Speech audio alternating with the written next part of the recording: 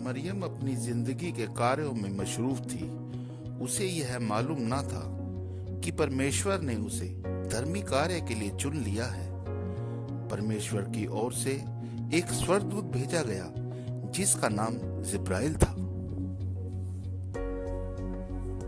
परमेश्वर की ओर से जिब्राइल स्वर्गदूत गलील के नासरत नगर में एक कुंवारी के पास भेजा गया जिसकी मंगनी यूसुफ नामक दाऊद के घराने के एक पुरुष से हुई थी। उस कुंवारी का नाम मरियम था। यीशु के जन्म के लिए परमेश्वर ने मरियम को इसलिए चुना क्योंकि वह धर्मी थी और परमेश्वर की उपासना में मग्न थी। इसलिए दुनिया के उद्धारदाता के जन्म के लिए परमेश्वर ने मरियम को ही चुना। स्वर्गदूत ने भीतर आकर कहा कि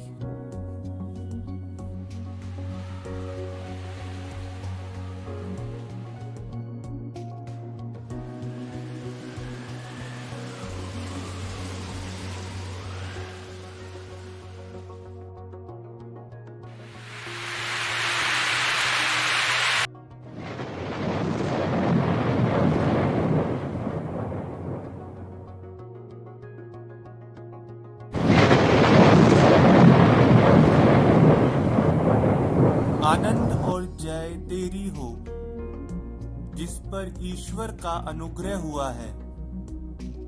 हे मरियम, भयभीत ना हो क्योंकि परमेश्वर का अनुग्रह तुझ पर हुआ है। देख, तू गर्भवती होगी और तेरे एक पुत्र उत्पन्न होगा। तू उसका नाम यीशु रखना। वह महान होगा, परम प्रधान का पुत्र कहलाएगा। प्रभु परमेश्वर उसके पिता दाऊद का सिंहासन उसको देगा और वह याकूब के घराने पर सदा राज्य करेगा और उसके राज्य का अंत ना होगा।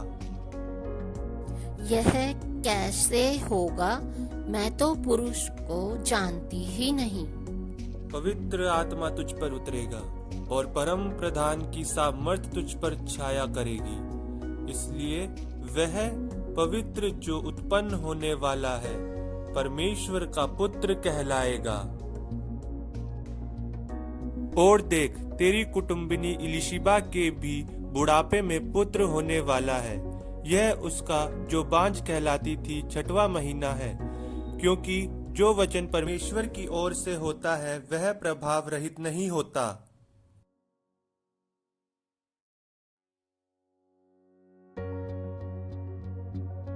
देख, मैं प्रभु की दासी हूँ, मुझे तेरे वचन के अनुसार हो।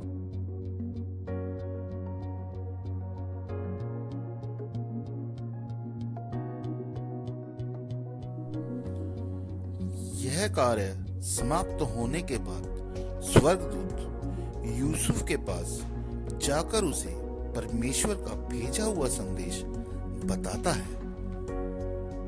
हे यूसुफ, दाऊद की संतान, तू अपनी पत्नी मरियम को अपने यहाँ ले आने से मत डर, क्योंकि जो उसके गर्भ में है वह पवित्र आत्मा की ओर से है। वह पुत्र जनेगी और तू उसका नाम यीशु रखना, क्योंकि वह अपने लोगों का उनके पापों से उद्धार करेगा।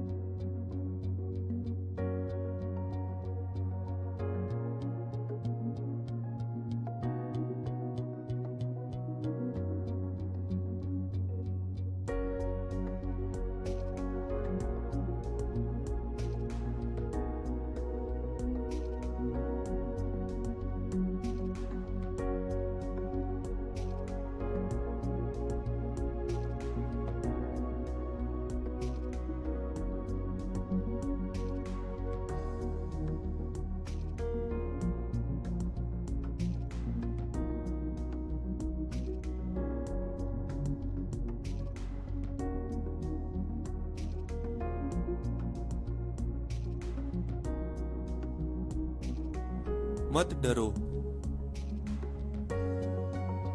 क्योंकि देखो मैं तुम्हें बड़े आनंद का सुसमाचार सुनाता हूँ, जो सब लोगों के लिए होगा, कि आज दाऊद के नगर में तुम्हारे लिए एक उद्धारकर्ता जन्मा है, और यही मसीह प्रभु है। इसका तुम्हारे लिए यह पता है कि तुम बालक को कपड़े में लिपटा हुआ और चरनी में पड़ा पाओगे। You said